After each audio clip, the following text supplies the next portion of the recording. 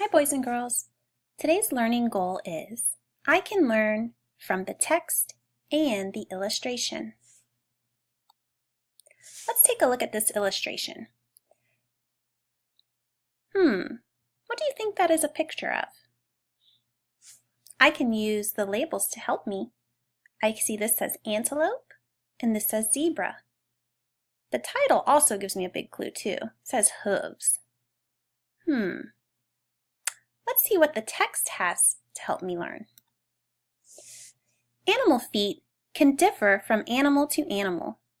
Some may have claws, some may have hooves, and some may have flippers, and some may even have paws. There are even differences between feet that we think are the same, but aren't. The zebra and the antelope both have hooved feet, but they are slight differences. This helps support the way they stand, run, or walk. The feet that animals have match their lifestyles. For example, animals that live underwater will have fins or webbed feet for swimming. Animals that live amongst the trees may have claws for climbing. Now I know a lot more. I've used my illustration and I've read the text to help me learn. But how did both the text and the picture help me? Boys and girls, this is called a Venn diagram.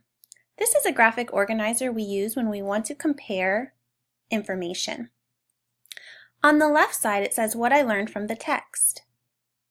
On the right side, it says what I learned from the picture. And in the middle, there's a section for both. I'm going to show you how to fill out a Venn diagram, and then you're going to get a chance to do one on your own. What I learned from the text. I learned some animals have claws, hooves, flippers, or paws. I read that right in the text. There weren't pictures of all of those, but I did read about it. Now the other side, what did I learn from the picture? I learned that zebra and antelope both have hooves, but they look a little bit different. Because when I was looking at that picture, they kind of looked alike, but they were a little different.